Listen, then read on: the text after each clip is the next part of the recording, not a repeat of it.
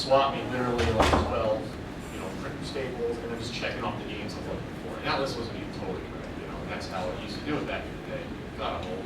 All right, I used to use paper. Started with paper, went to spreadsheets, same thing, and then today I use an app called Collectors with Z from, and it's available at collectors.com.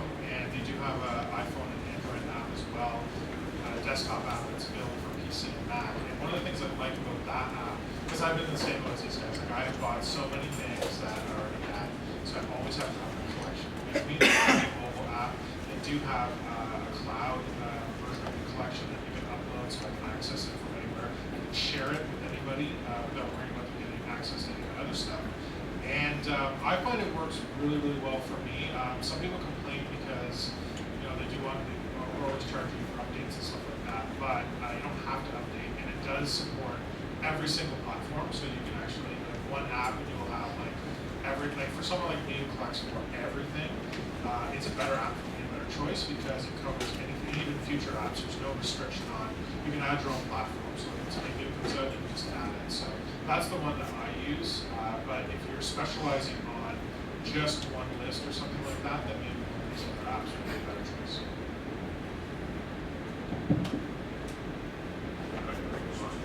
The next topic, let's go to SGC. You guys were there, so but how do you deal with stickers and used games that are marked up? So there's a few tips. I don't know if we didn't put it on the list, but get it on this. Yeah. I thought it wouldn't come. Especially if you go to kind of sketchy places to get you games. Like giving games I mean, if you go to like swap meets or flea markets, then usually you get the games that are pretty dirty. I have found that they had for permanent marker a magic eraser, Mr. Clean Magic Eraser, with a little bit of all-purpose cleaner. It's permanent marker out really well. For stickers, I use Glue Gun. Works pretty well. Just spray it, let it sit for 10 minutes, and then just scrub it off. So I think Mr. Clean Magic Eraser is available in Canada. Yeah, okay. With the trade name for that, I believe, is melamine foam. Basically what it is, it was used to be used in insulation. It's a very, very, very fine structure that will it does sand away the top layer of whatever surface you're rubbing it on. So you have to be a little bit careful. But it's really, there's just nothing better than getting Sharpie off of plastic. I wouldn't use it on cardboard, but you need to be careful with the glue on the label. Airspray or permanent marker? yeah, Airspray. I've heard that. You need to be careful with the glue on the label. For the most part, you'll be fine with it. So let soak on there for too long. I had a Battletoads double dragon. It looked like crap. I had a sticker on top of the label, and I was able to get that off looking pretty good. But you just want to be careful and not get the glue on the edge of the label, because what will happen, it'll start peeling up a little bit. So just keep that in mind. That's a petroleum-based product that will basically dissolve any sort of adhesive. So you guys just have to be careful with that. All right, it's a chemistry class now too. The other thing, the best thing, which you can use on labels as well, but also for systems. So many systems come across have packing tape on them or stickers. You get a hair dryer, you just put that baby on it and let it heat up, slowly peel it off. Let the glues work, and you're good.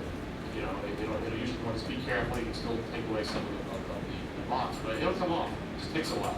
Yeah, I was going to say the same thing. And also, it doesn't really apply to systems that have cardboard-based packaging or whatever, but anything that's in more modern, DVD case or whatever, don't forget when you're out shopping and you find your deals or whatever, we've all come across the 99-cent sports game. And sometimes they're brand new for that price. And you may, turn your nose up at that stuff, but you know what? What a great deal. Buy those things and use the packaging and replace the guts and the sleeve from one that's, if you've got one that's particularly dirty or it's got a lot of stickers, it's just going to be a pain to do that. Why not swap it? It's not, I do that all the time. Especially for the PlayStation 1 dual discs or multi-discs. I recently got, or not recently, someone recently got Dragon Warrior 7, which is, it's somewhat, it's an uncommon game. But it was cracked. And I was able to get it for a good price on eBay because it was scuffed and cracked on the actual case. And I just had a crappier game, for example. I just swapped it out. You have to be a little bit careful, but swap out the paper inserts, and it's just full solid. Actually, you can buy repros of those like those cool disc sets. You can buy them online. They're like the exact same ones they used 15 years ago. And something else, actually, I found this for, I think, probably for a lot of different things, but for Super Nintendo games in particular, it's hard to find the trays that games come in. You'll find a lot of boxes, like Super Nintendo or NES boxes. Or Game Boy games. Or Game Boy games where they're, people throw out those inserts. And so it'll just be the game inside. If you go on eBay, you can get dozens of them for not much, like $5, and they're reproduction trays. Or even the styrofoam bits for NES games or Game Boy trays, and so they are out there. You wouldn't think necessarily to look for them. It looks just as good as the old. Where would you go to find that? eBay. That's where I go. Another tip, if the back of your game, especially like NES cards or 64, if the back of the case is messed up or chipped, you can actually take a bit screw and replace it with the back of another game. I mean, they're identical, so. They're mostly identical. They're special ones. Just search on eBay for like N64. The same one is used for like N64. Nintendo. The NES is a different one. This one's like smaller. They're like $5-6 shipped. So be careful. The only thing is on the NES game. The NES did have like 3 or 4 different stickers. Like the later games had a battery with a little sticker on the back. So the later NES games had a small rating on the back for like this is not supposed to be part of the original. But whatever. If you want to swap out your card back, who cares? We've also done French and the English. Yeah, the French and English vaccines. What else we got here? When to collect? Barry. Sure. Does anyone want to start about when to collect versus? Collectibles cheap. When is that? Let's see. Well, if you're like me, it's all the time because I'm cheap, basically. That's what it boils down to.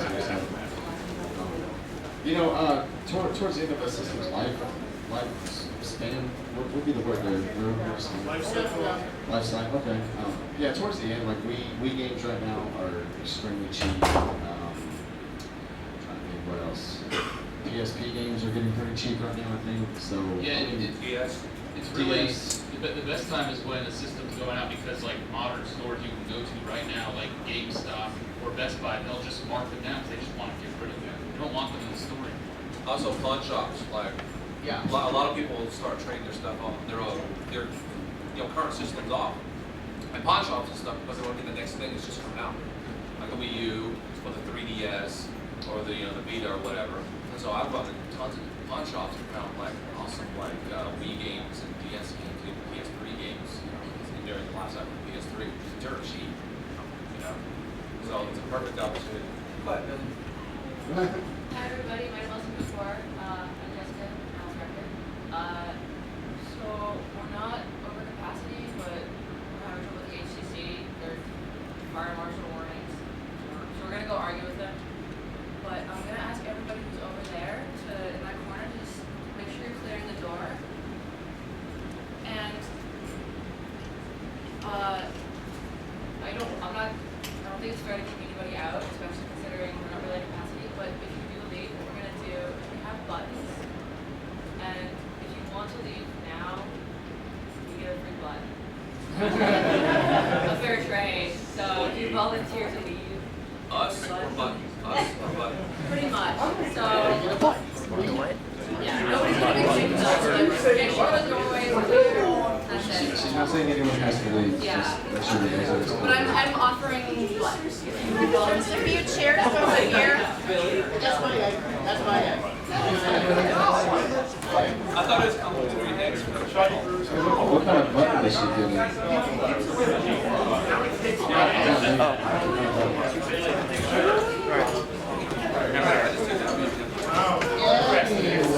It wasn't even as good as it was.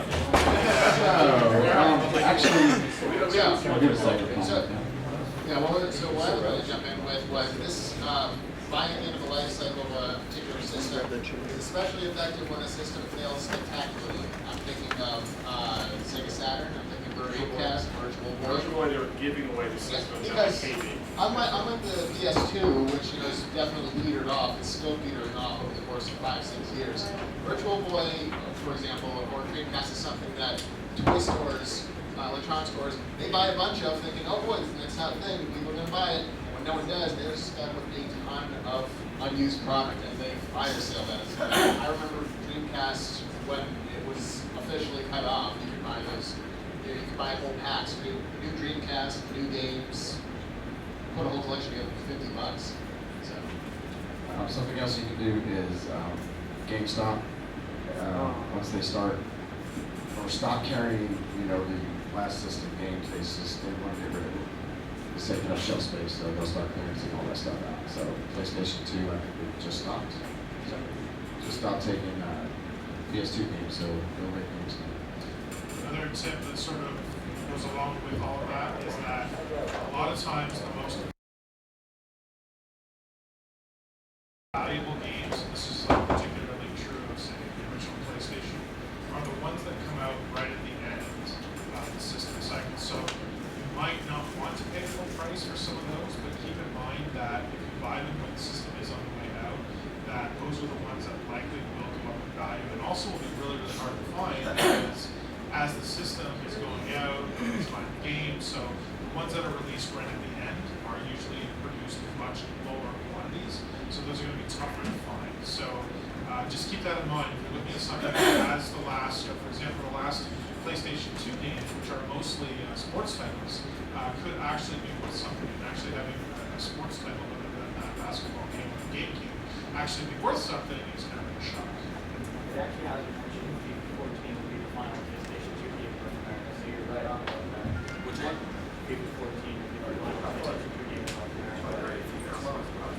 if we're also talking about timing when you start purchasing for your collections, it's not on here, but I think it's a good time to bring it up now.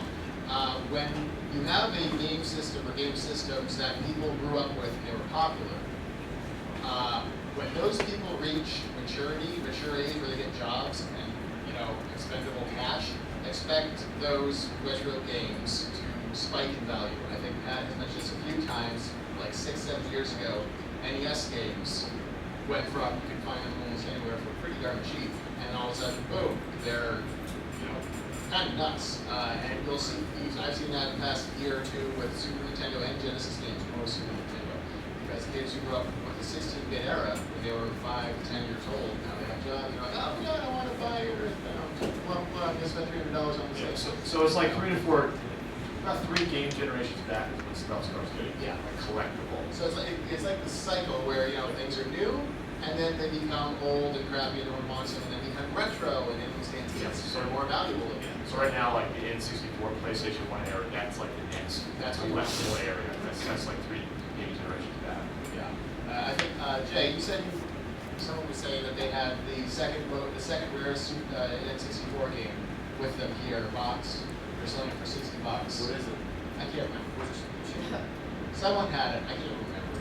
But see, exactly. No one cares so much about 64 right now. But give it 3 years, it'll be a lot more expensive. Well, I mean, is it Barnes or International Soccer 2000? In my opinion, the rarest 64 game is the Clay Sculptor's Cup. You were talking about that. Right. Yes. Well, do you want to get into that, or you? Just as an example, cartridge and label very values? rare game that was only available at Blockbuster, and you can get it for like $60. No, it's a little more than that now. 62. With the box. 200, bro. Yeah, the cartridge alone, I guess depending on where you're at, goes $100 to $200 on being told now. Obviously, when you add the box and manual, the price just triples at that point. So, but like they were saying, 64 PlayStation, that's going to be the next one that's going to spike up. So, buy now. No, don't buy now. Just wait. I'll buy now. Watch episode 30 of The Game Chasers when Jay tries to buy my copy that's in the box. $2. Really? $2. I actually got it completed in $6. So what about the variants, like label variants, greatest hits? Do you guys collect them? Why or why not? I'm a big fan of, well, I guess it depends on the system. Like, can we all agree that PlayStation greatest hits is the ugliest thing ever? Yes. Even the game, From the original PlayStation.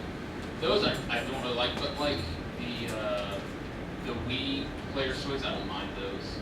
I don't mind grabbing it. Yeah, I don't mind that either. It's the same game. It's the same game. If you want it purely to play the game, it doesn't really matter.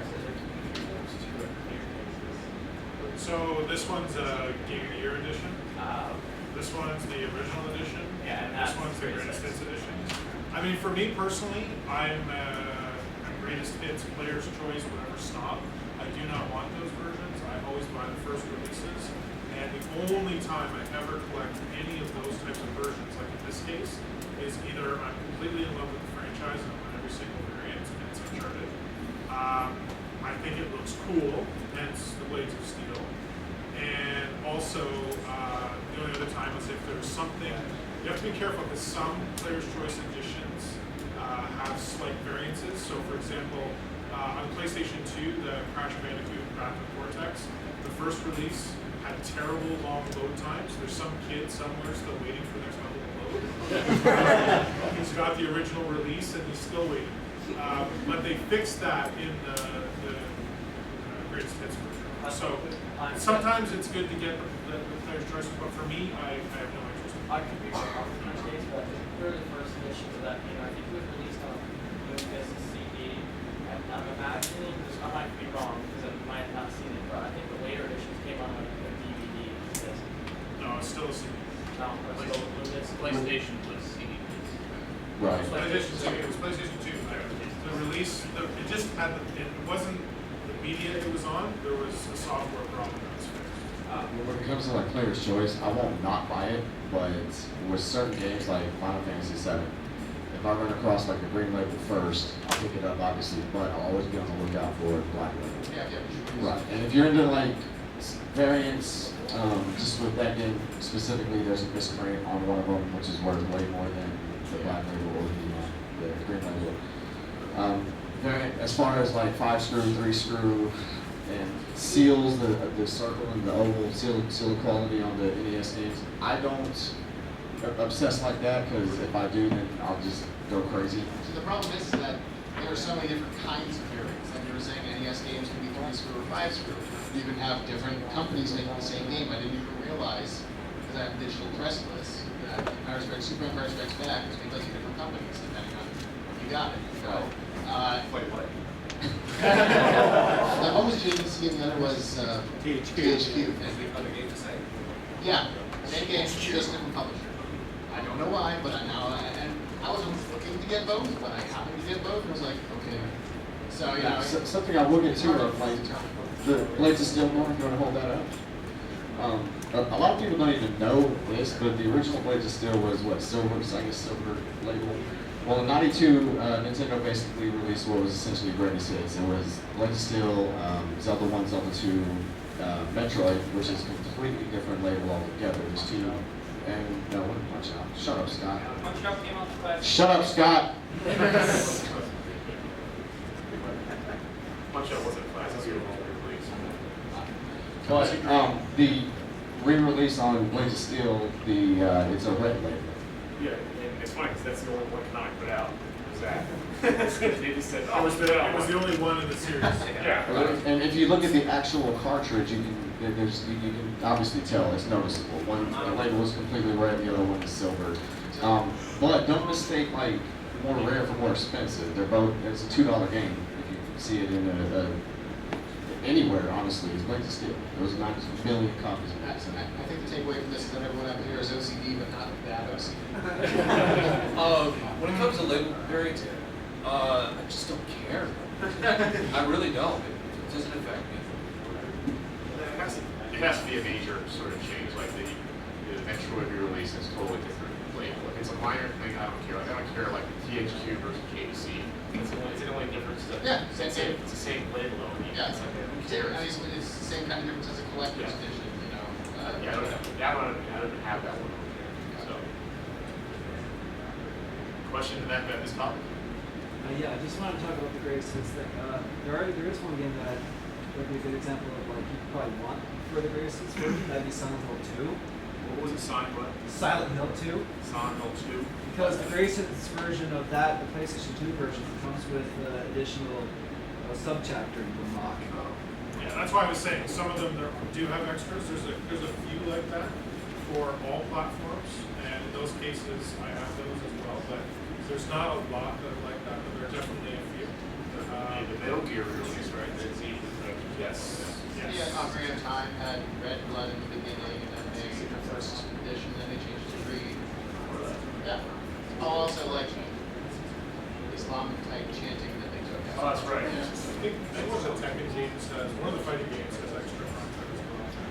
Yeah. So there's a few of them. There's so many different kinds of areas you can go to, so Yeah. not just tracking down what the Yeah, variants are. So- NES collectors are nuts to begin with. They're just looking like people are like, oh, there's revision A in the bottom right corner. It's a gold seal instead of a silver one. And it's clear and it's not clear. It's like, wow, okay, I don't need 9 different copies of baseball, black box. They're out there. Is there a game for the panel that you want every variant of? Like for me, it's Resident Evil 4. Like that's one of my all-time favorite games. So I've got the one that says greatest hits. I've got the one that doesn't for the PlayStation 2. I've got the GameCube version. I got like a 10-box special edition type of deal. I love Resident Evil 4. So the Wii version. You have the PC version too? No, I don't. You have the pre-order bonus one? Pre-order bonus one? It came with some No, other kind of pre-order. pre-order. Not so much a fan, are you, Jay? Not a fan. I didn't even like Resident Evil until 4. So. Great. What about imports, guys? Do you collect game imports and why? I only pick up imports if it's a game I really enjoy or I think is cool. Like, what honestly was released here, like Terra Enigma. That's like something I can pick up and not feel quite as bad if I emulate it in English translation. Or I picked up, not too long ago, what was it? The Famicom Disk System version of Legend of Zelda. Just because it's cool. It's a little yellow disc, which like, you want it? I picked up before. Or no, Classic Gaming Expo Vegas. Crystal is wired. The music's even better in it too. Sorry? The music sounds a little better in it too. Yeah, the funny thing is I don't know what to play it. I just have it. It's cool. so yeah, that's just me. I've got a good example of what you should do for it. Everyone's familiar, well, maybe everyone's familiar with a game called Little Samson. Eric, poor Eric here. Eric, why don't you stand up? Why don't you stand up, Eric? Well, poor Eric's been wanting Little Samson for a long time. He's been doing some terrible things to try to get it. Well, the guy, instead of buying Little Samson, he got a Famicom and imported Lipo, which is the Japanese version. It is, what, $80 compared to $700? Right there, Lipo, Legend of the Holy Bell. This is a good example of a game you should get if you just want to play, because again, the game has no text at all. It's the exact same game, so you're saving a lot of money by importing it. Still not the same. Yeah, now if you're a serious collector and you have to have Little Samson, yeah, but you just want to play the game. Yeah, There's a lot of games like that. I don't think all you guys have Samson too. I don't know if all of us kill you. I have the manual. Oh, yeah. Big deal for that. So basically, a lot of people on eBay now are starting to cash in on like Flintstones dinosaurs are being crazy. Now they're trying to sell the Famicom one and raise the price up. Just be careful. Because don't let them set the prices. And if you find out, I mean, there's Japanese auction sites too. You can kind of see what they actually are going for to get an idea. It might be cheaper to buy them there and get them here. But there's intermediary websites that do that. They'll actually bid on auctions for you. Japanese websites. So that's what I'm talking about. My take on the import thing, similar to a lot of my fellow panelists, I'm not big on importing stuff just because I figure I have a hard enough time getting domestic stuff as it is.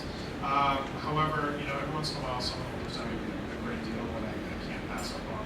I have a lot of Dreamcast imports, for example, one of them being Shenmue 2. This is a really nice, I mean, you can get this now on Xbox, right? But at the time, you couldn't get this any other way. And to it, so that's a case where I would do that.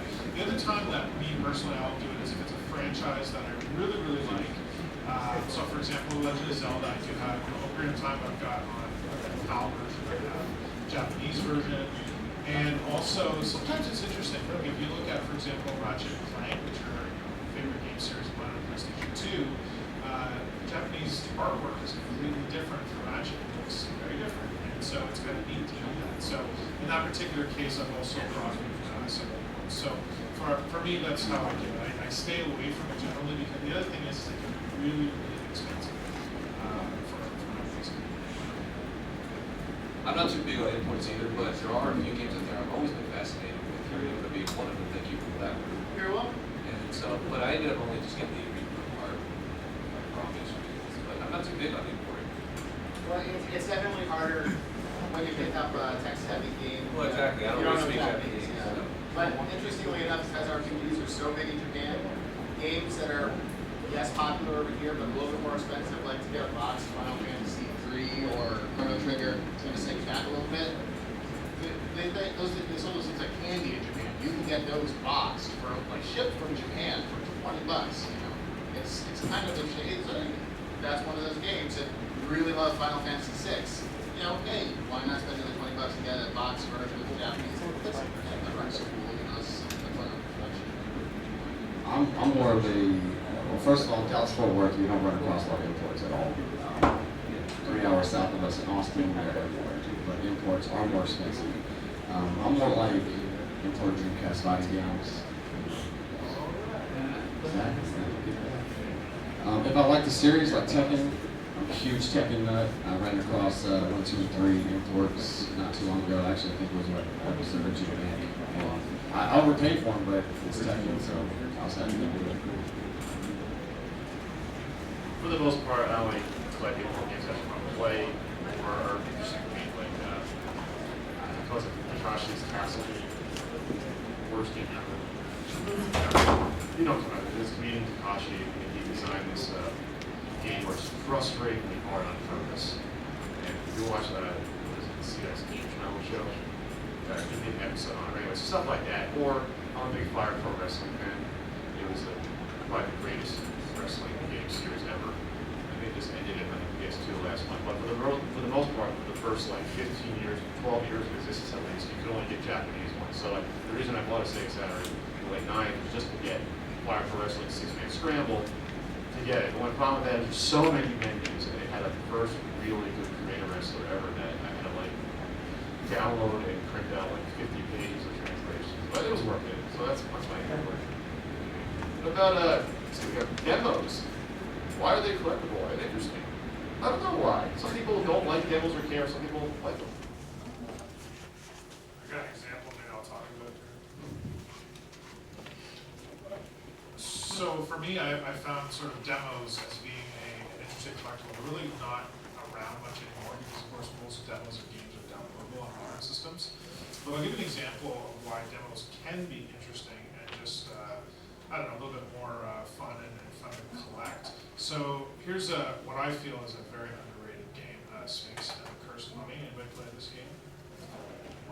Whoa, whoa. Everybody out there go out and play that game. If you're This is a good game. Or okay? GameCube, actually. This is a What was really, it? Yeah, it's Sphinx. It's on the Xbox, PS2, and GameCube. So that basically everything that was major on that platform. If you like Legend of Zelda, then this is a game. It's not as good, I'm not going to say that, but it's damn good and it's damn fun and it has a lot of great stuff in it. So here's and it was done by Eurocom and they've done a lot of good stuff over the years. So here's a great game. It deserves a sequel. It's never going to happen. I'm going to cry in the corner. But while I'm crying, I can find interesting things like here's a PlayStation 2 demo. And you're thinking, okay, big deal. It's a PlayStation 2 demo. But notice that it's actually not called Sphinx and the Cursed Mummy. It's actually called Sphinx and the Shadow of Set, which is what the game was originally supposed to be called. And then at the last minute, the name was changed, which clearly affected sales. But here's something, an interesting conversation piece. So when someone comes over, you can talk about the fact that this has changed.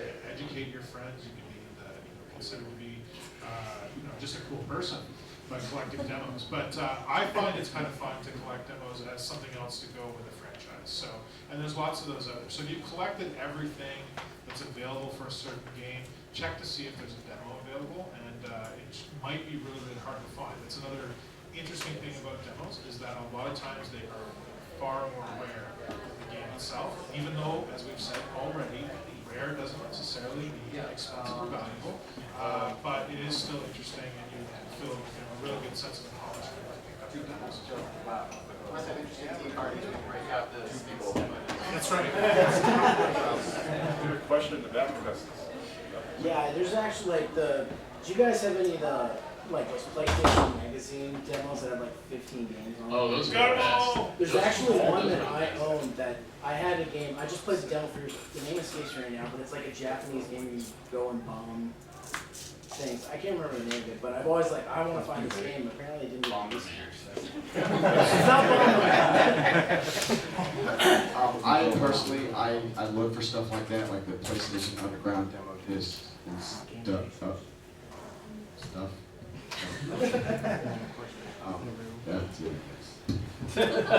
Shane, Nah. What about, we got a question. Hey, Dave. Metal Gear Solid.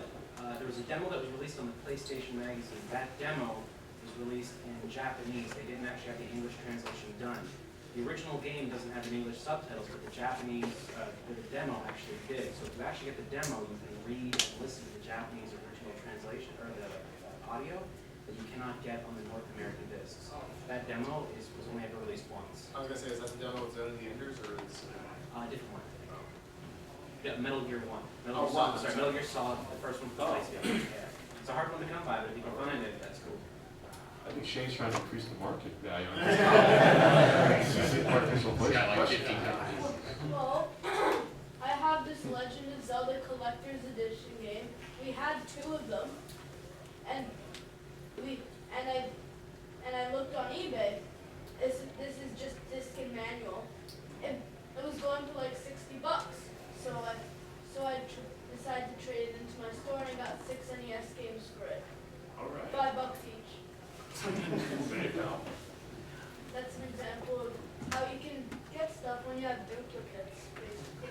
That's what I do. I have duplicates here. I'm selling. That's perfectly fine to build up your collection. It helps sustain it. Since we're talking about demos, I don't see a spot on here, but maybe we should talk about prototypes for a couple of minutes. Yeah. Oh God! All right. Go. I'm gonna go to sleep. We'll go. Oh, okay. You're the one that wants to talk about it. Well, okay, so there's some, because prototype games, there's maybe 1 or 5 or 20 of them. There's not a lot of any given game, so there's some question about how much they actually are worth. I know, Pat, you've been looking at getting a prototype game of anything for a while now. So what kind of prices are you seeing lately in general? I don't know. Here's the problem with that, and this is gonna be controversial. I don't care. There are people that are trying to just corner the prototype market. There's maybe like 5 people at most that want to get every prototype for every system. That's not even far out of the truth. And so they're trying to set the price of these games. So an NES prototype 6-7 years ago, you can get one up for like $50-$60. Now you can't get any NES prototype that cheap. You know, they're gonna go for like $200. We're talking like games that aren't even popular. We're talking like just D-level games that you don't care about, that they're all gonna cost a couple $100 at least. Mickey Mouse. Yeah, yes. Well, that, let alone a game like Ninja Gaiden where the prototype is trying to sell for like $2 grand or whatever. Or, you know, they're trying to sell the Tetris prototype for like 25 grand, which I think is ridiculous. But again, there's no set price. It's whatever you want to pay for it. There's only a few of them. But the rule of thumb is that if the game's popular, the prototype's worth more. If it's a first-party game, at least for NES, it's worth a lot more.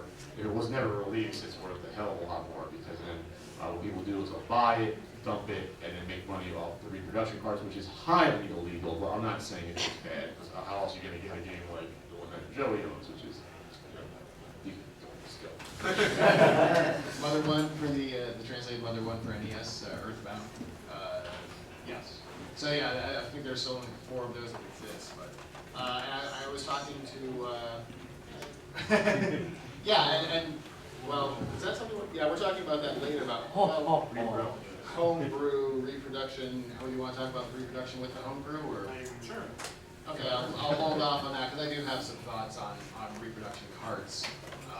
But yeah, because someone 15 years ago founded prototype of a translated prototype already finished of Earthbound for the NES, they were able to dump it, and that ROM was taken and sold many times over as reproduction carts. So it's becoming a kind of a big business to Yeah, do that. and that's another reason why the price is going up, because now people see it as dollar signs. They see an unreleased game. We were at an auction, I think, was it in Vegas or Portland? They did the auction. And there was a bidding war between an actual video game collector named Steve Lynn, who's just a big video game collector, great guy, collects everything. He actually buys his prototypes and dumps them for free to everyone, to the public, versus a guy who was trying to get it just to buy it, just so Hold he on could, to it. just to make money off it and dump it Oh, as a business. And I knew that was going on. I knew the two parties. And it's just, that's the different philosophy. Some people see it as a business. A lot of people see it as a business, or I can try to put my, my Tetris prototype, or the Legend of Zelda prototype, which wasn't a prototype. It was like it was a translation the first time they tried to translate it. They tried to pawn it off as a prototype, but it wasn't, technically, and tried to sell it for like 20 grand. And so they're trying to make a business out of it. I don't agree with it. I just don't agree with it. But people are doing it. They're trying to make a lot of money. So yeah, if you're looking for your own prototype, especially for NES or Super Nintendo, you're gonna have a baseline of $100-ish. You add more money if it's like that's it. If it's unreleased, definitely add a lot of money. If it's got a following, like Ninja Gaiden or Earthbound or whatever, add money. Things like that. And they're getting kind of crazy. There was an Earthbound prototype that, like an actual Earthbound for the Super Nintendo prototype. I think it just went for $3,500 or so on eBay. Yeah. And that was probably the guy had two of them. I think that's the one that sold for less. So. Two. Yeah, two. We, some of you that follow what we do at the Computer Museum may know that we found basically a game for the 2600, the only known Canadian-developed Atari 2600 game from the day. And there was both a prototype and a released version. And there's only one prototype. And just to give you an example, we'll never sell it because from a historical perspective, we're going to keep it. We did release a repro cart, which we sold very reasonably at $45 and limited it to 100 copies. We then released the ROM for free. And I think that in a lot of cases, and we actually used the money that we did make, which honestly wasn't that much considering all the paper we had to go through, went towards the museum and helping out paying all the paper bills and stuff like that. But I was actually offered $10,000 for that work. But again, that's from one person, and it's worth that to one person, but is that the true value of it? Well, I guess like anything, it's whatever someone will offer you for something is what it's worth, but prototypes are just impossible to price. You have your hand up for a while, This was for Norm. The Monster Party, the Famicom version, has that been dumped / sold again? Famicom version of Monster Party. Famicom version? Yeah. The one that was released, the prototype. Yeah, I don't think the prototype's available to play. There's no ROM for it. Say somebody bought it and they just won't give it up, so they won't dump it or anything. You can look at YouTube clips of it, and I mean, fans have gone to the point, because the guy won't dump the ROM, fans are going through the NES version trying to find like broken code from the original and trying to piece it together. But if that guy would just dump it, we wouldn't see all this. Yep.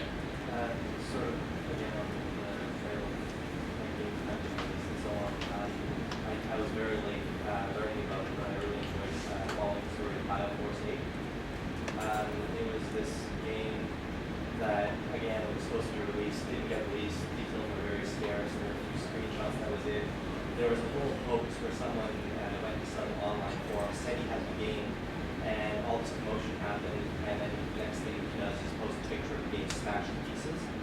A lot later, some online website, I can't remember which one, found a prototype, and they made the ROM available. It's actually a reasonably good game. Basically a monkey with superpowers.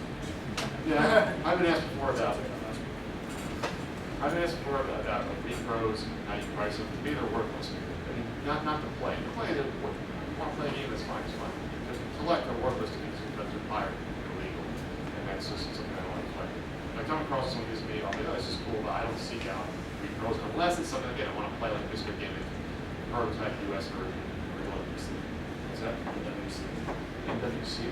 Oh, repro? Yeah, that's fine, it's fun to play. But collector value, it's cool, it's just a game, it's nothing. So, Our repro is licensed.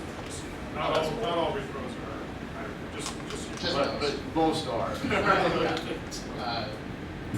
One more thing on, especially unreleased games that have been prototypes that have been found and dumped as well.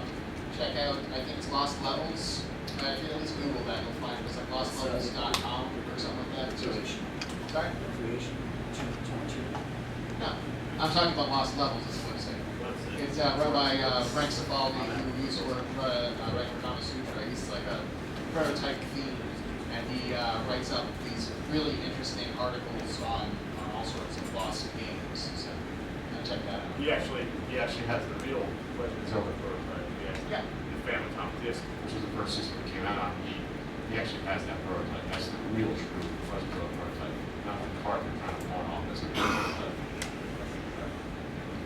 I wanted to bring up something because it's kind of been Speak up a little bit.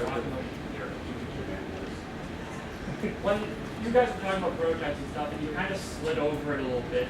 But what do you do as collectors when you're in a market where there's a lot of people trying to bring up the value on games by artificially doing it, like cornering the market on certain titles? Like, look at even just NES titles in the last 2 years even. Values have gone up over double for some games. Well, that's kind of a different topic, but real quick, I mean, it's up to you how bad you want the game. You can always try to find it at a flea market. You can find people that have it, want to trade it at a reasonable price. I don't deal with people that try to just inflate or form the market, but I have it though. I don't know what I'd do if I was into the last 25 NES games. I have no idea what I would do. Honestly, I don't know how I'd answer that question myself. There's really nothing you can do about it. If someone wants to go out and buy a bunch of Earthbounds or Flintstones 2s or Simpsons or whatever, you can't do anything about it. I'm a cat. I won't deal with some jerk like that. So. What you can do though, and this is why I'm not popular on certain gaming sites, is because I would call people out or bring attention to the fact that people are doing it, and people are trying to claim that's not happening. It is happening. People are doing this. People are trying to buy multiple copies of Flintstones dinosaurs. People are buying multiple little samples and trying to set their own price. I've seen it done for Mandabox Odyssey 1 systems. Buying for it, buying like 50 to 60. Everyone would go on eBay, he'd buy them all and try to set the price like $300 each, $400 each for a Mandabox Odyssey, which is ridiculous. So it's just hard to avoid, but you have to realize it's out there. So don't play into that game. Just try not to. That's one thing that you can say to try to thwart them.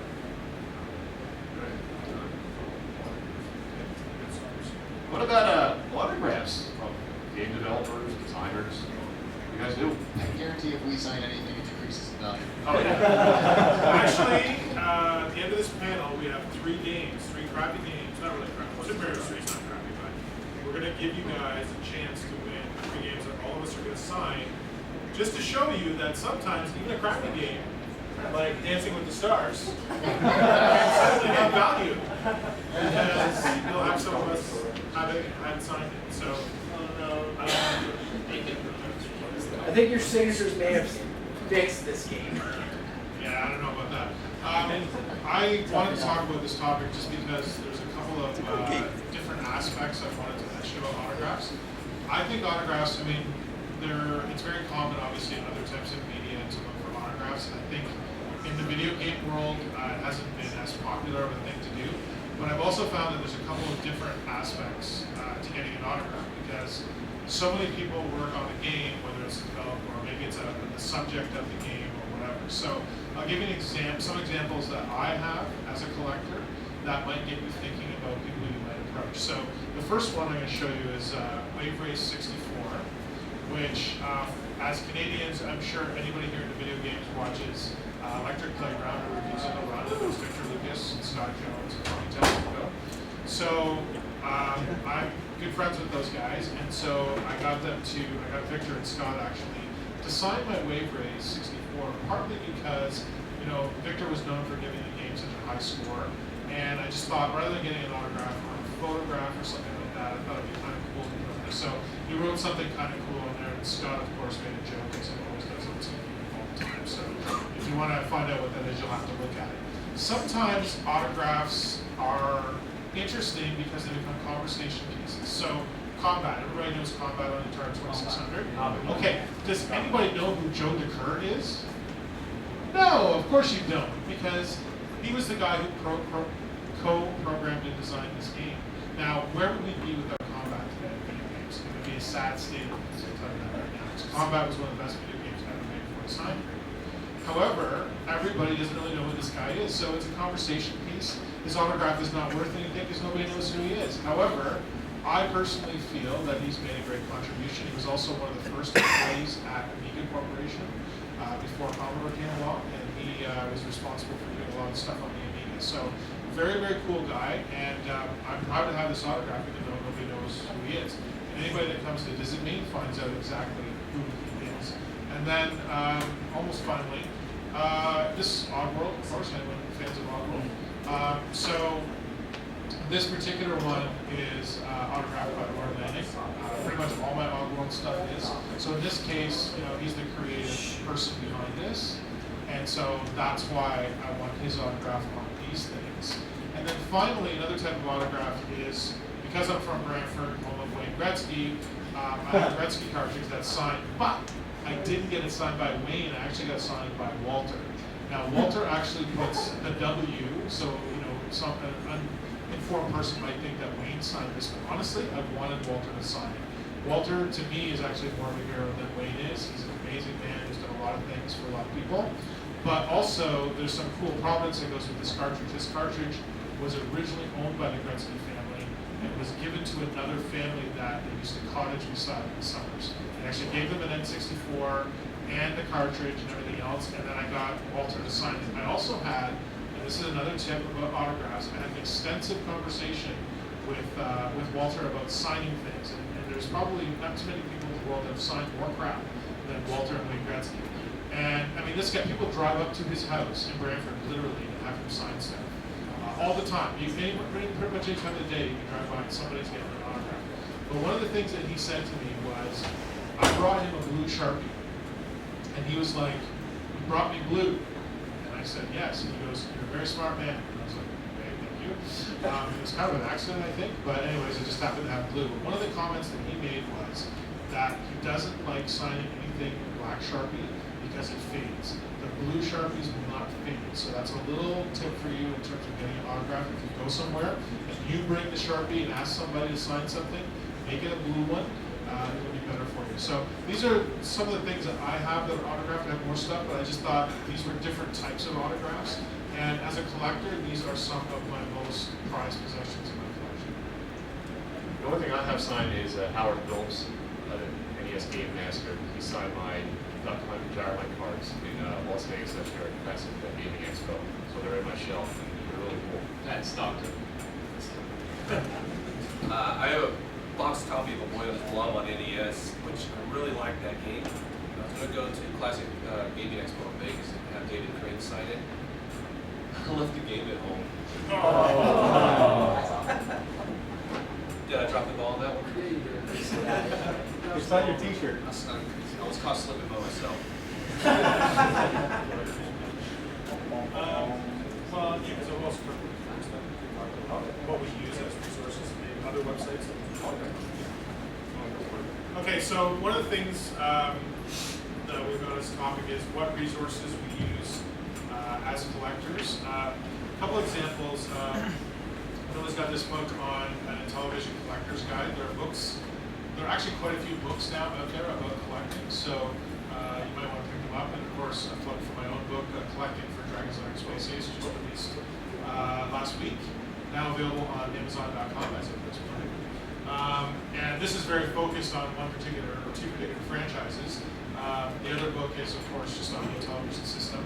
There's also been a couple of video game collecting magazines over the years and so on. And I'm open it up to the panel as to what websites you guys use in terms of prices and other resources. But a couple I put on here, pricecharting.com is not a bad website to go and sort of get an idea. Keep in mind, you know, price is a personal opinion, and whatever it is, in the case of Game Chasers, you probably cut that in half, if that's all. The lowest price you find, cut in half. Or yeah, whatever. But it's a good site to get, because what it does, it's like an aggregate site that takes, you know, actual eBay auctions and other sources, and gives you an idea of what, you know, what the market is currently paying for things, so that gives you some idea. So both as a buyer and a seller, it's kind of a good resource that I use. And another one that I use is VGCharts, with a Z or a Z.com. And the reason I use that site, first of all, if you've ever wondered how well a franchise is sold, how much money it's made, that's what this site does. So it's kind of like if you ever want to see what movies, you know, there's sites for movies that tell you the box office numbers. This is kind of the site for video games. And the reason I like it is not so much that it tells me how much money a game is made, but it also gives me an idea of how many copies are made. And that gives you an idea how rare something is. Because sometimes you'll come across a game and you think, wow, this must be rare. And then you look it up and find out that there are 150,000 copies are made. And vice versa, there's a game you pick up that maybe you've seen a lot of times, and you go and you look and you realize that, you know, only 40,000 were sold or 30,000. So I use those couple websites as resources myself, and as a collector, that might be of interest to you. Sid, can you say the name of the website that tells you the actual number of games sold? It's VGCharts, and charts is spelled with a Z or a Z .com. VG. It's very handy actually, because I'm always wondering about that myself. You guys didn't know that? No. We're doing now I do have a question actually. Is this your book right here, the television collector's guide? No. Okay. It's Bolton Prep. It's from Italy. Okay, can I have it? No, I mean, is this your That's personal my copy? personal copy. Okay. $2. Can I have it? Talking about resources too, if you know someone who knows more than you do about a particular game, console, accessory, whatever, give them a call. I'm lucky that I can call guys like Pat, Joey, even Norm when it comes to history, but I'm okay. And come up with the YouTubers that, you know, because I don't know everything. I pretend I do, but I don't. So, yeah, if you know somebody who knows more than you do, don't be afraid to call. Yeah. Oh, well, for prices, to me, the best way to look at it is that eBay, you click on sold listings on eBay, not completely sold, so what are actually people paying for a game? And then if you really want to narrow down from there, eliminate some of the high buy analysis. Just look at, you know, what people, I hate to say it, is there any auctions of games left on eBay? I hate it when they switch to buy now, it's a whole different conversation. But just look to see what it's going for. Because people use some of these price websites. It's like, I don't trust them. I just don't trust any website, especially, this is another thing people talk about.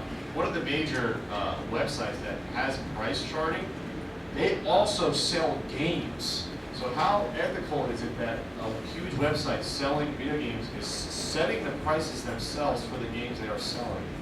Again, this is stuff you have to like watch out for and be a little bit, you know, just wary of that's out there. So it's getting a lot hated by some of the collecting communities. They call this stuff out, no one does it.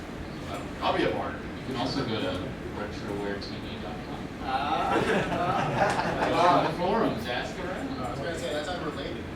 What you're saying about eliminating some of the high buy now prices on the completed listings, I've noticed that a lot of times when they have that little symbol, is it trusted seller or whatever, you'll always see a game that averages around 40 be sold by like 60 or 70 by these guys. And for whatever reason that is, I don't know, but you know, I tend to always eliminate those guys. Another good site is Rarity Guide.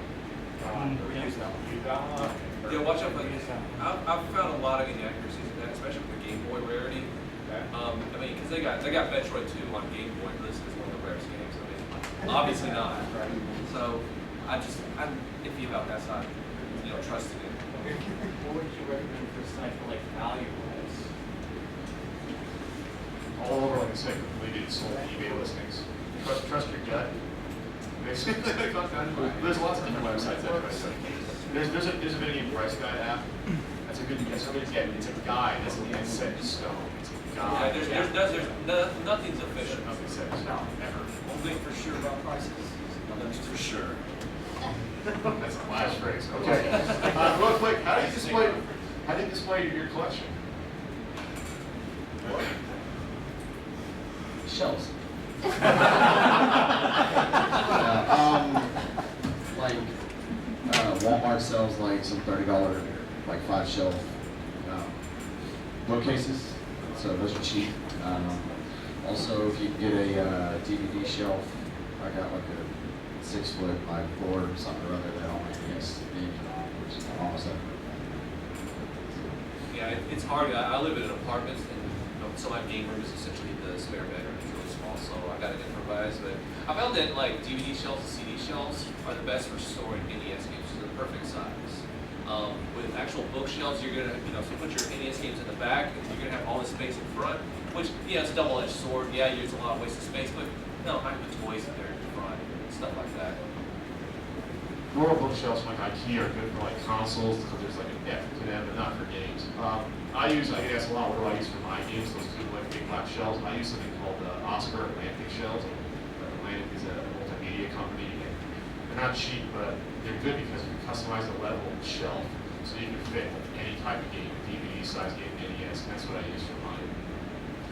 I had to go to custom shelving at some point because the stuff that I was buying just wasn't big enough room. Basically every single display square inch I could use on my walls I had to, but one of the things I want to mention besides just displaying them is sometimes getting stuff to display, particularly good games. Well, this is a good game. It's everyone that knows me knows that I love Dragon's Lair, but I brought this to show you this particular one sealed, but this is actually a custom made case that works really well for NES or SNES games or even N64 games. And this is actually made with wood from someone who makes coffins. But it's kind of cool because it actually has some the little furniture things in the side there, that the things that you use not to scuff up the floor. That's been put in there, and it actually has screws on the bottom, and it's got, the stuff's been read. So what you do is you have to find somebody who's good at making wood things, and then you can make this. This is a little fancier than I would probably normally bother with, but so if you have a good friend, you can go with something like this. Or if you're cheap and you just want to use used stuff, I've actually found that, for example, this is just a disc case from the old 3.5-inch floppy disks that I got a ton of, right? And it's not perfect. I've actually got this pad with some of that packing stuff. But I found for a cartridge, I just didn't want to get dusty, and I just wanted to display a little better. This actually kind of works for some old guitar cards or things of that era and that size. So, try to look for stuff that maybe is already out there that you can use, but try to keep your collection for, especially for special items that have been autographed or particularly rare. Like this one, again, it's new, it's sealed, and it happens to be something that I like, so that's why I have it protected. At least it won't get any dust on. I actually have a question for Pat, because I've asked you this question multiple times. Do you keep your box games in boxes? Where do you get those from? They're greeting card boxes. That's technically what they are. They're just plastic boxes. So search online. There's a website called clearbags.com. You can buy them. People are selling on eBay. The prices aren't that outlandish on eBay because they're basically middlemen on eBay. They're buying from the source. You can buy from the source yourself, except that you're going to get a lot of shipping. And unless you buy like 200 at a time, you're not going to get the best deal. So that's what I do. You buy 200 to 400 at a time. Do that. There's some that you can't get at all off the website by measurement, like ConBravo 16 ones. Those are not standard size, so those I kind of buy on eBay for $1 each.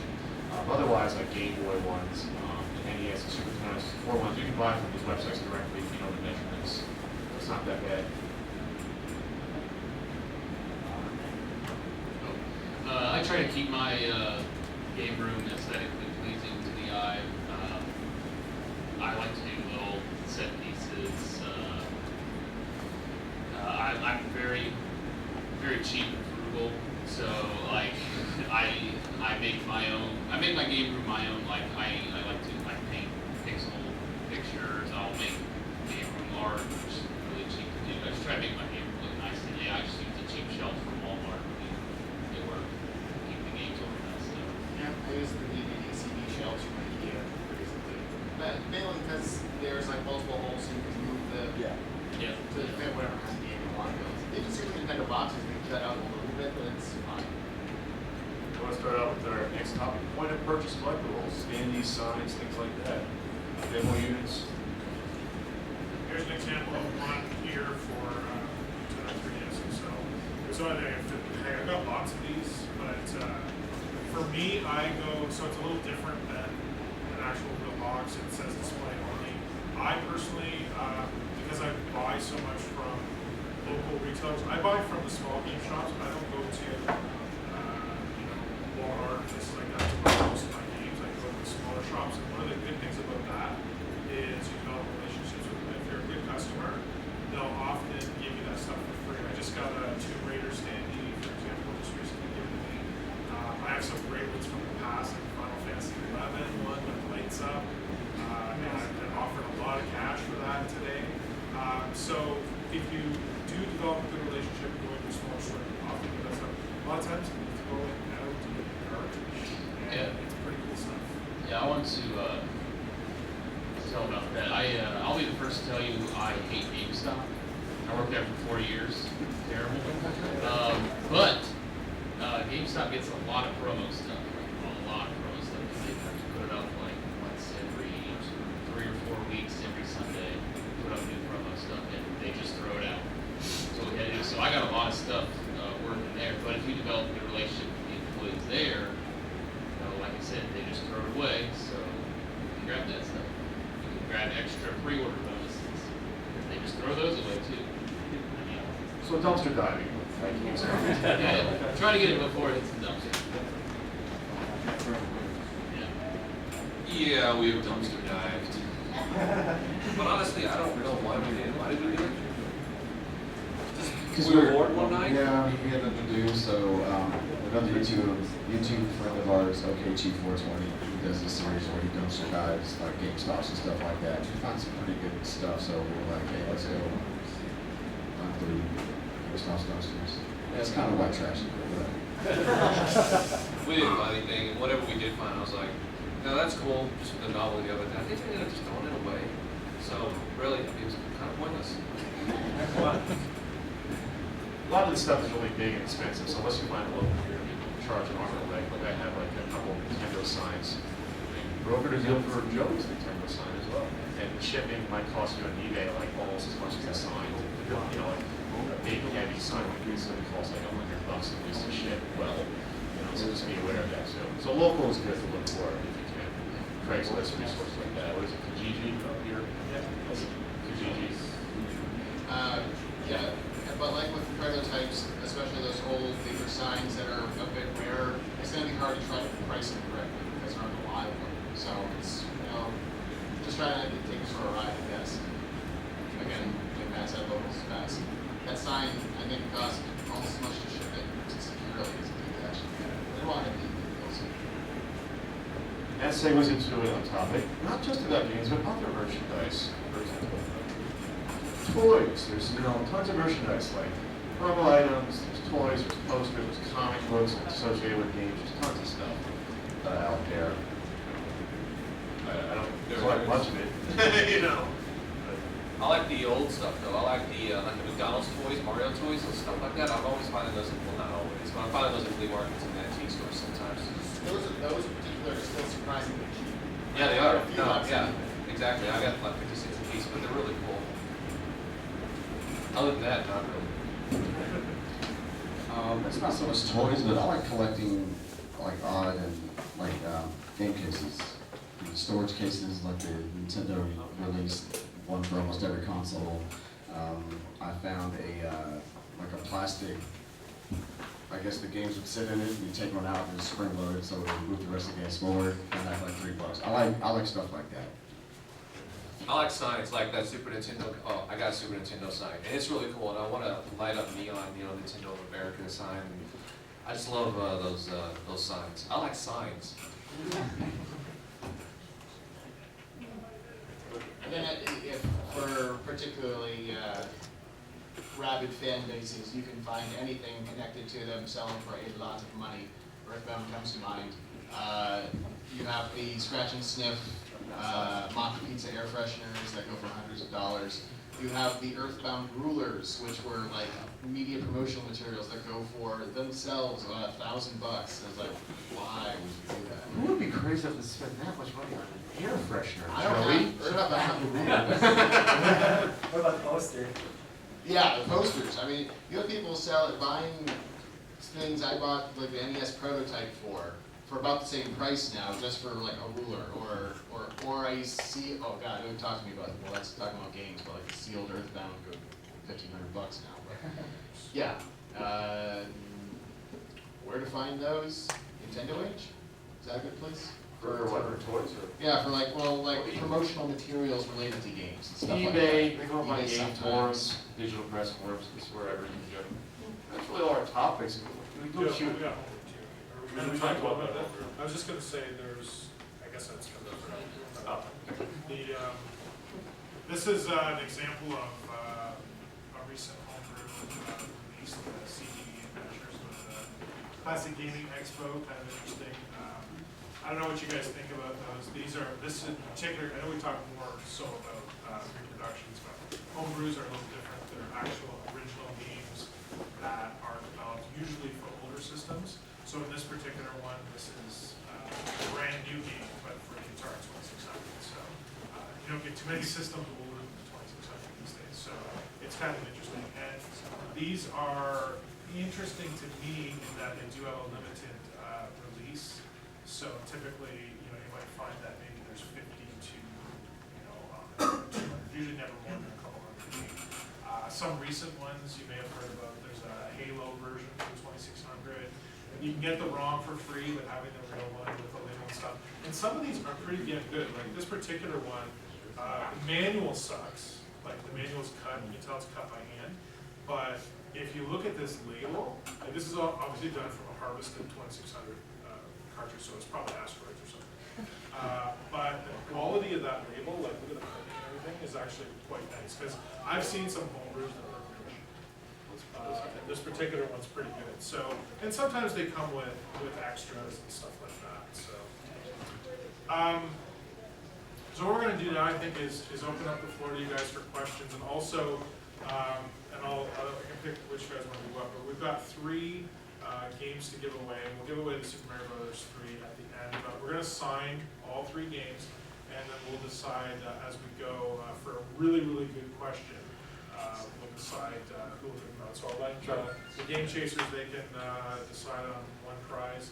I will do one, and then you guys can decide. The other 2 aren't as good as Super Mario 3, so that'll be for bad questions. So yeah, any questions? We're about 15 minutes. We're scheduled to talk for another half an hour, but. Yeah, we'll just keep going until we run out of good questions.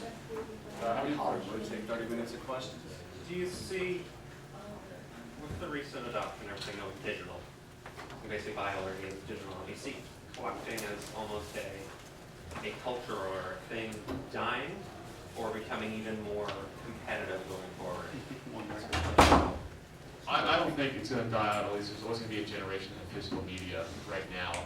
50 years from now, who knows? Like when we're all gone, people are going to go, oh, look at these relics from back then. They play games on system. Maybe they think it'd be kitschy or cute, or it's something to say. Or maybe this is being antiques that people won't play anymore.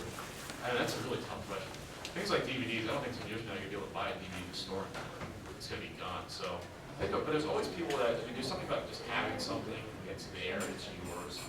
Making a good connection with something like this versus, oh, it's just on my system, I can download it. That's almost like, when people buy things, it's like they have a deeper emotional connection, and this sort of solidifies it. So. I hate downloads. Redwood? In terms of imports, how do you feel about modding consoles for imports? I know some people are against it, some people are for it. Modding a console to play import? Yeah, like for a Super Nintendo to play Super Nintendo. I'm super glad you brought that up because that's something I wanted to talk about. I forgot. Yeah, There you go. I totally supported modding consoles. Actually, I really want to get, I have an NES2 top loader that I would love to get modded so I can use AV hookups with it, because unless you have a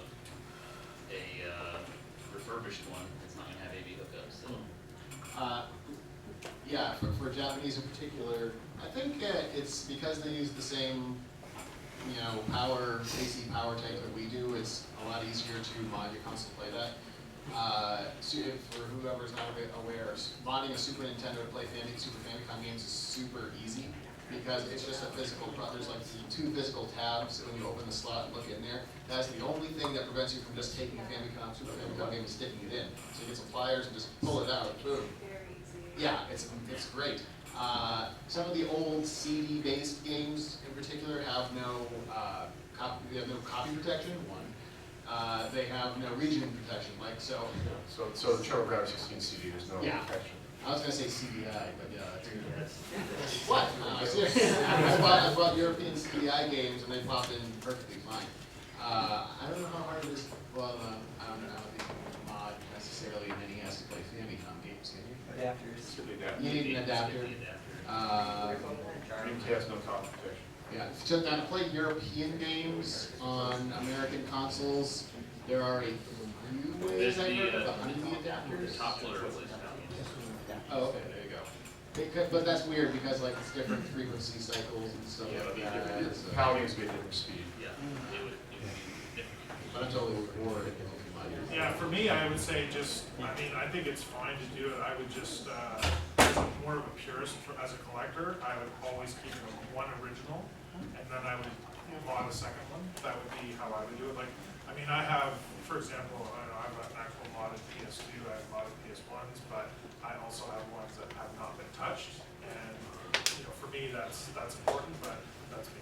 Yeah, like my first Super Nintendo when I got it when I was a kid, I can't mod it. I feel awful modding it, right? Yeah. So I just go and buy another one at like Valley Village or something like Lucky or a garage sale. Luckily, those consoles, those in particular, are not terribly expensive. So just consider buying a.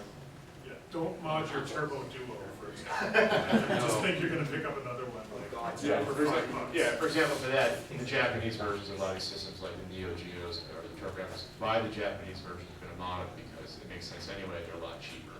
Yeah. So. What's that? Blue shirt in the back. Just to kind of add to the digital aspect of things, do you consider digital buying to be sort of does that still sort of count as a collecting thing? And secondly, do you feel that the digital market is kind of helping or hurting the collecting market? Because you take games like Marvel vs. Capcom 2 and Final Fantasy VII, which took big plummets in their value once the digital versions became available. So if you're collecting because you want the value of something to go up, you're collecting for the wrong reasons. Yeah. So when a digital download or something comes out, like Earthbound was just released on Virtual Console, the cartridge has already started to drop. So for me, Earthbound sucks, first of all, but I want it from a collectability standpoint. I said it rude. So yeah, once I can narrow this down to like $50, I might buy it. Well, actually, I'll offer $2. Yeah, but we also saw when the Wii Virtual Console came out, you saw NES games and Super Nintendo games, their prices, the actual carts went up. What is that? Because there's more interest now. Yeah, there's a thing about, do you want it to play it, then the exposure to drive the prices down. For something like Marvel vs. Capcom 2 or 1, people will still want them to play it. They don't want to put it on the wall, just look at it for the most part, so that makes sense. But yeah, for like when the Virtual Console came out, this was a new generation discovering these old games. And that's, when I usually talk about virtual game prices going up, I usually mark 2006 as the sort of point where it splits. Because that's when people started discovering them at a much larger scale, because Wii was super popular. Yeah, another example of something like that happening, not so much with digital downloads, but there was, a good example is, before there was Guitar Hero, there was Guitar Hero Man. Does anyone remember that on PS2? Okay, so there's a perfect example of a game that was going up and up and up in value, and then what happened was the original publisher did a licensing deal with another company that was basically making reproductions that were available. And they were legitimate reproductions. They were licensed, they were in the market. The only way you can really tell is if you still have the original, if you still have the packaging on it, you could actually see all the Sony stuff on the top where they had the writing and the application number and all that kind of stuff. The reproductions have nothing on the top. They don't have that sticker, that extra sticker that wraps around the top. And other than that, they're virtually identical. So if you know you have an original one, I guess you can say, hey, I've got the original one. It's maybe quote unquote worth more. But in terms of the market, it did actually dilute the market quite a bit. It seemed like a similar thing happened with Rez. It just kind of was very, very expensive, very popular for a while. But again, for further to what Jake said about if you're in this to make money or whatever, you're in it for the wrong reason. But at the same time, it's kind of nice to know what your stuff is worth. We didn't talk about this, but I don't know if I don't know if we'll talk about some personal thing. But the other thing is too, when you do get a collection of substantial size, like for example, mine is worth a lot of money. A lot of people ask me, is it insured? The answer is yes. And even if you don't specifically have a rider in your house insurance policy or whatever for it, I would suggest that if you do get a reasonable size collection, just use even your phone, make a video of it, store it somewhere, throw it online in some private thing that you have, so that if you ever do have to replace it and claim to the insurance company due to theft or fire or something like that, at least you got a record of what you have. And also your list, whether it's in a spreadsheet or whether it's in something else, keep that stuff because you never know what might be there. There's also collectible insurance. There's companies that sell insurance just for like collectibles, comic books, cards. So that's another option too. And it's decent price to look into it. I'm very sure. Okay. So with the new consoles coming out, do you guys think it makes any difference that they have no more region locking anymore on the Xbox One and the PS4? Do you think that they have all those consoles without uptake at all? It'll help the console even for people to buy, or yeah, like. Because now you wouldn't have to go buy the Japanese version. that's right. That's great. Yeah, gamers was great. Yeah, that's good. Yes. For sure. What? This is for all of you. What is the best deal you found on a game that you have not shown in a video? That's good. Really good. Sure. Not sure. Watch on everything. I got it. I found Scat on NES at a yard sale a couple months ago, paid 50 cents for it. And that's like, I don't know, a game-ish, 90-ish, something like that. I got Super 3D Noah's Ark on Super Nintendo, $5 at flea market. There's a lot. I don't know. It used to be. I got a sealed Marvel vs. Capcom 2 on Xbox for like $5. I don't know what it's worth. I think that's a cool thing. I think. You got a box of Toy Java for like $20 at a flea market. There's lots and lots of them. One of the best deals that I ever got was I went to a flea market and this guy had, and again, it's a little more common in Canada than the States, so it's really tough to find, the enhanced Aladdin deck cartridges. There's like 7 of them, 7 games from the NES. And I saw a few of them, they were $10 each, and I was like, wow, that's not bad. They're listed in the guide as extremely rare at the time. And so I bought them, but then I asked if the owner was around because I wanted to buy them all and see if I could get a deal.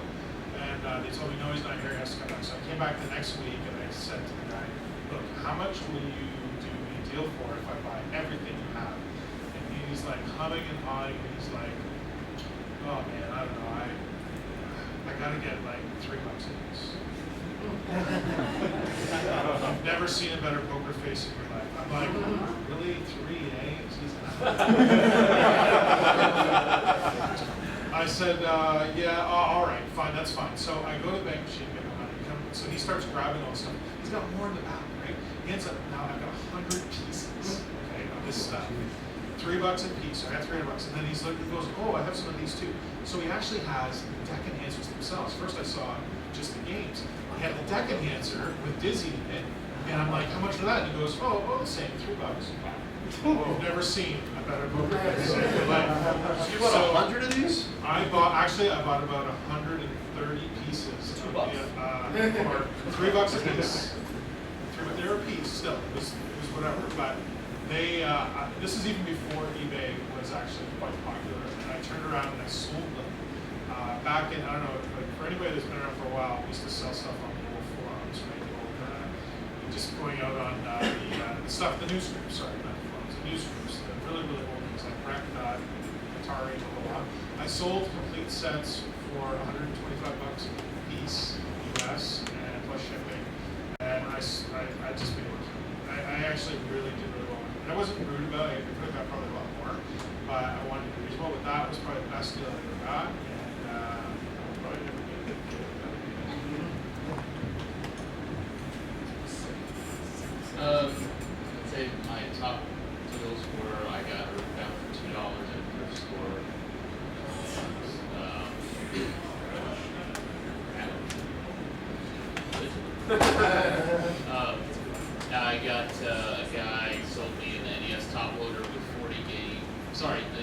top loader with 60 games for $40. Yeah, well, actually, the guy at first wanted $20 for all of it, and then when I got there, he was like, "Hey, I really need cash. Can you give me $40?" I said, "Yeah."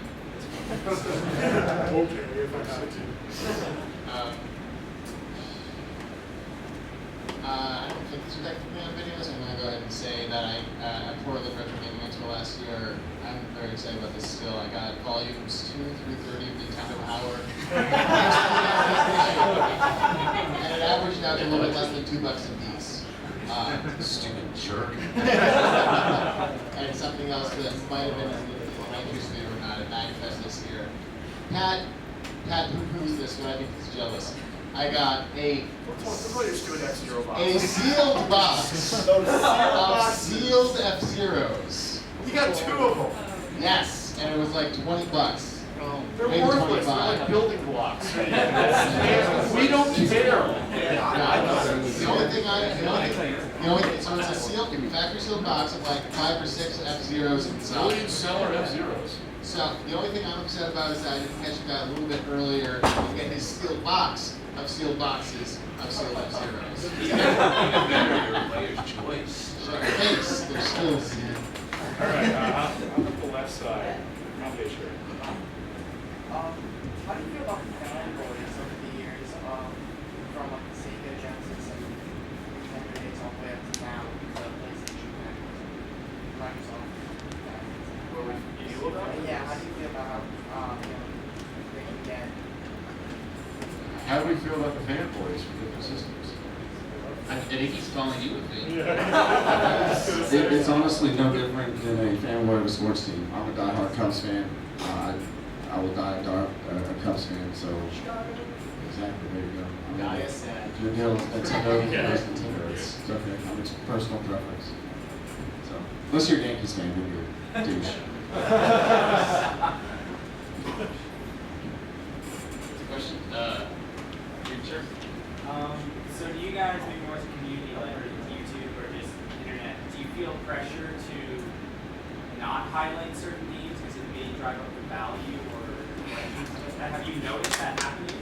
Okay, yeah, I've looked into this just curious. I think Jay pointed out I did a little Samsung video and it skyrocketed, but I'm not gonna say I did because I know how rare the game is. I think it's well, they were getting mad at me. Why did you do that video on Little Samson? I mean, how's it? I think it only affects really rare stuff. No, well, I mean, I think that affects, like, if the video game nerd does a video. Yeah, absolutely. Definitely that would drive prices up. We don't do that. Like Action 52 and Cheetah Men. Yeah, those are really rare. Well, yeah, I was before, but now everyone knows about it. Action 52 was because of James. That was like a $40, $50, $60 game. James did his review, and now it's like a $250 game loose or something. Well, I mean, we were talking about this last night. What Michael Tate did is hit Jim the Super Nintendo. You know, some of them started going up in price too. Three hand, one shoot. I'm just curious, like, you know, a lot of old Nintendo games come with these little codes like SAS Forces USA. I found, I think, for example, like Super Mario Brothers 3 has the USA one, and there's also a 10 one. It's a reprogram. Yeah. Still very good. It's like Canadian one. Yeah, there's a Nintendo team. Yeah. So, region of the game. Yeah, certain NES titles, for example, had a Canadian code. They don't do that anymore. But they had a different publishing arrangement, in this case with Mattel. So sometimes you'll see that on there. So that the manuals on it too. Wow, we totally get out these 3 things. Next question. How about the back? Hey, real quick, we got 19 minutes, or 18 minutes, so we're gonna try to like speed answer these questions. Speed answer, that's sure. So in the back, the buttons. What are your favorite consoles and why? All right. Go quick, Joey. Favorite console? Go. Super Nintendo, this is awesome. Game Boy. Why? Just because it's Game Boy.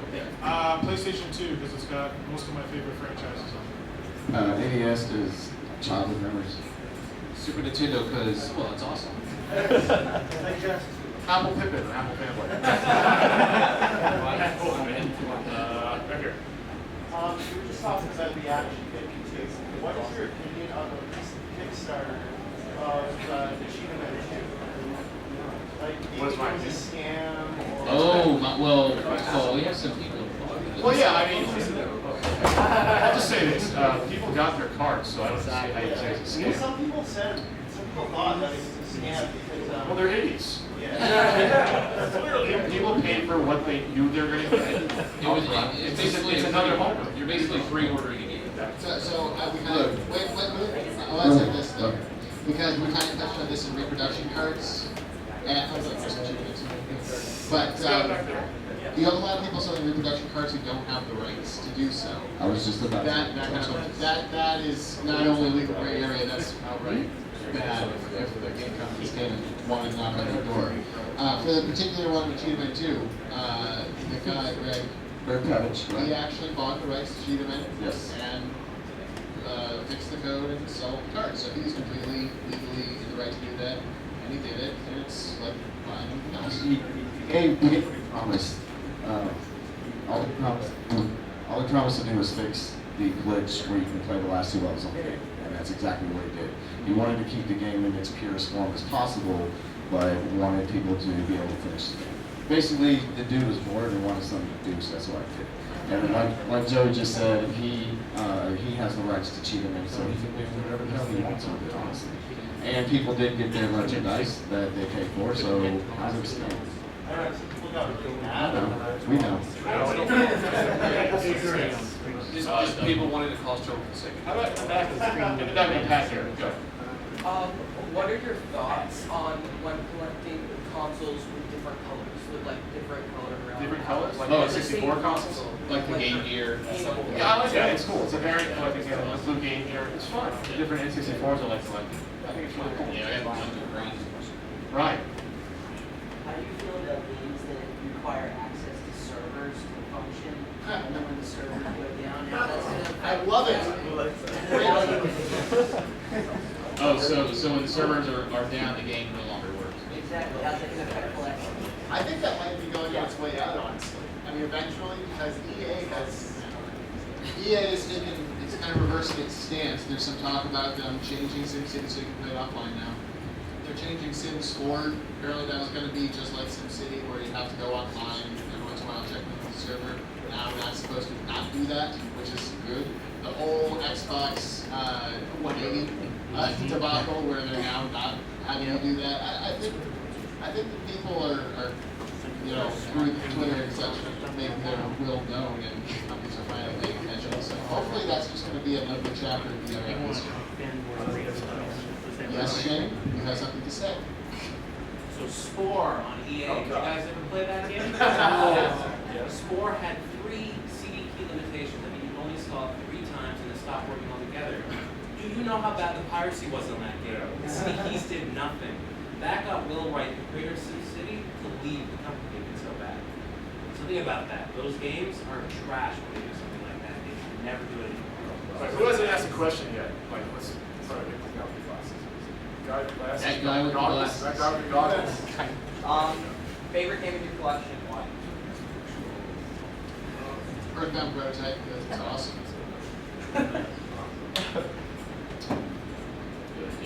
Mario 3 is my favorite game of all time.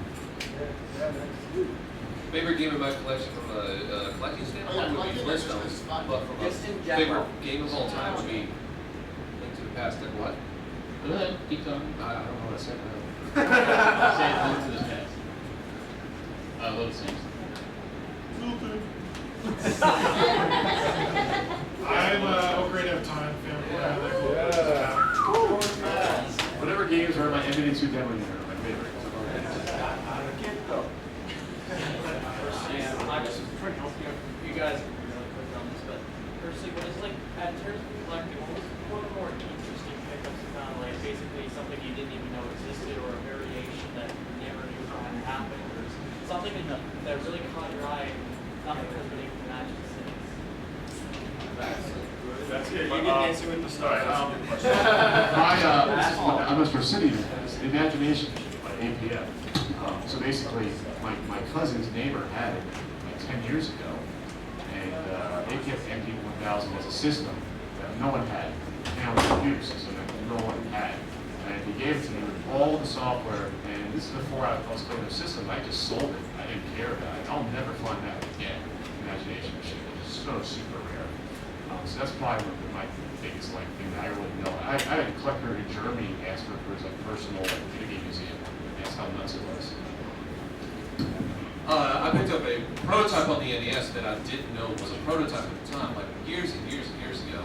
And eventually I found out it was a prototype by watching a video, and it was a card that had no label and it just a piece of masking tape on it with Flintstones written on it. Now, first Flintstones, not Flintstones 2.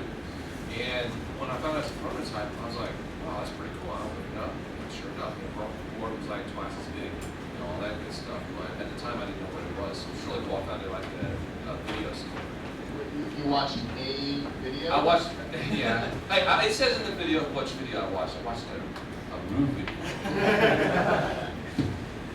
I know it sounds to repeat, but honestly, I never would have thought to look for a sealed box of sealed Super Nintendo games, so I thought that was pretty cool.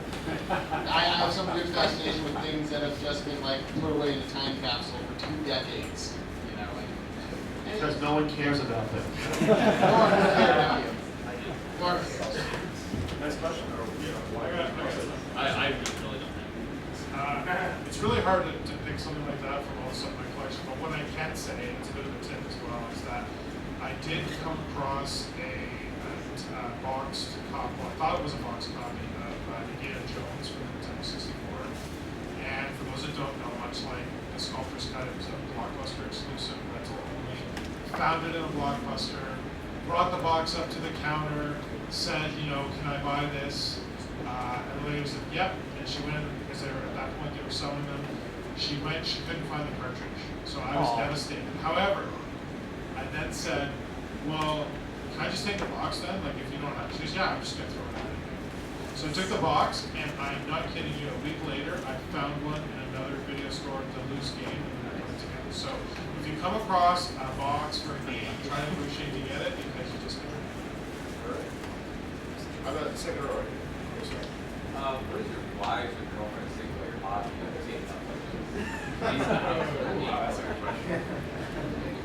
That should be a reward-worthy question right there. Actually, when I started collecting, I was married at the time, but my ex-wife, she helped me, so she was cool. And now, games are GTFO, I guess. It drives my wife a little bit crazy, just because I got so much crap in our spare bedroom, and I think that's the main reason. But she's always been supportive. She understands. She doesn't get it, but she understands, and that's really all I can ask for. You talk about past wives, current wives. I don't think I'll ever have a wife with my collection. But seriously, there are you see women here that are into games and stuff. They do exist. But even if they don't, as long as they understand that you're passionate about something, it's cool that you're passionate about something. They like that. So that's what you gotta look for. Like with gaming advice. You don't have to be into the gaming, but at least understand it or get it that you like it. Yeah, that it's supportive. I'll support it. Exactly. Actually answer that one? So you've seen my ex-wife was very supportive of the collection. My current girlfriend, she's supportive in her own way, which means that occasionally bags make it to the back of the garage. If anyone needs to know how to stick stuff in the house, let me know. I got my shit around the house. But no, I mean, she's supportive overall, but sometimes she just asks me to just go stop and talk about games. Very supportive and understanding, and actually got me to start making video games. That stopped. Wait, why were you going to start? What were you going to start? Korea.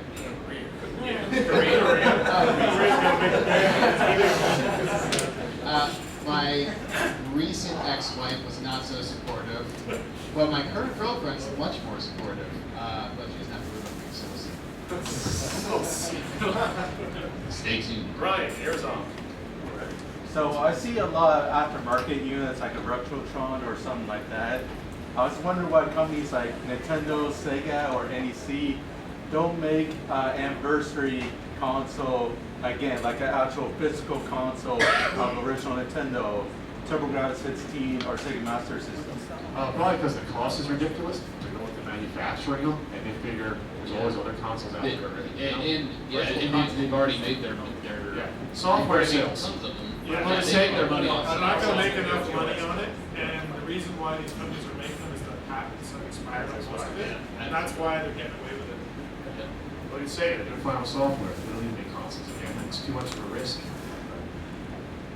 That's right. So, So, what do you guys feel about the anniversary edition and the remasterization version of Like DuckTales?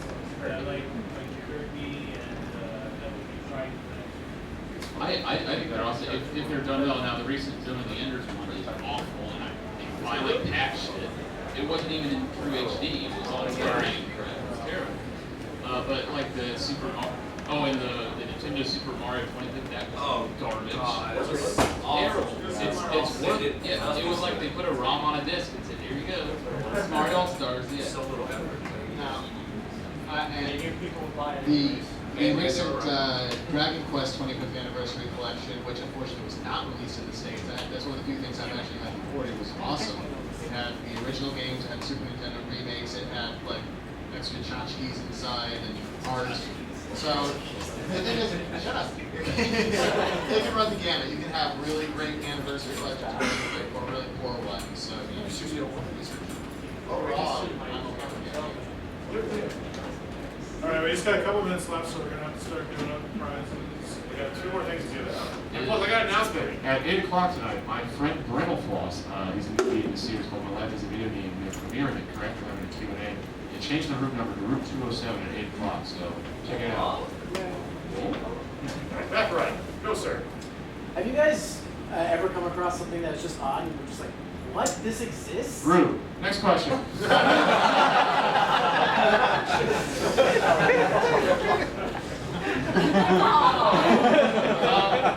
What else? change identities?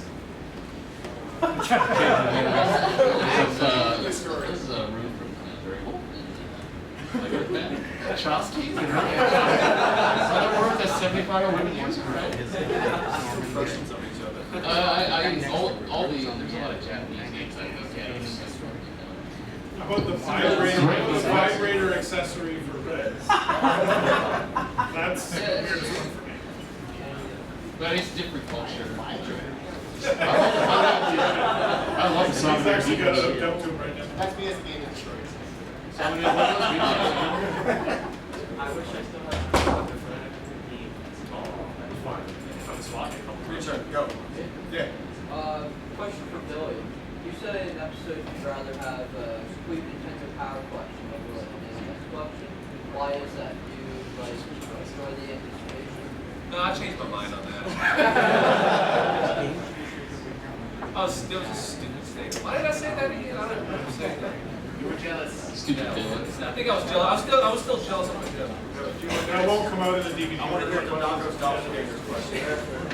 The Doggo's Doppelganger.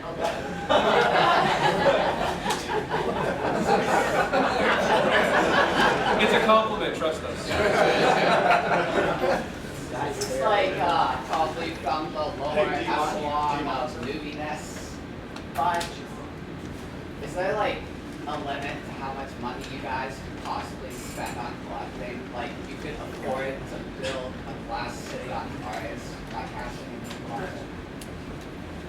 The limit is when you run out of money for that paycheck. $2. That was $2. $2. $2. Yeah, there's a limit on that. That's the Well, like for one game or just? No, just like the entire collection. I think if you had, me personally, if I had unlimited resources, I don't think collecting would be as fun. Part of it is trying to get it really cheap and really search for it. That's true. Yeah, they can prototypes. Someone still got a big question, but how about a really good question? You, sir. If you could ask Miyamoto any question, what would it be? Are you married? How boxers are briefs? In the back. If you guys were getting one big wrestling match, who would be on top?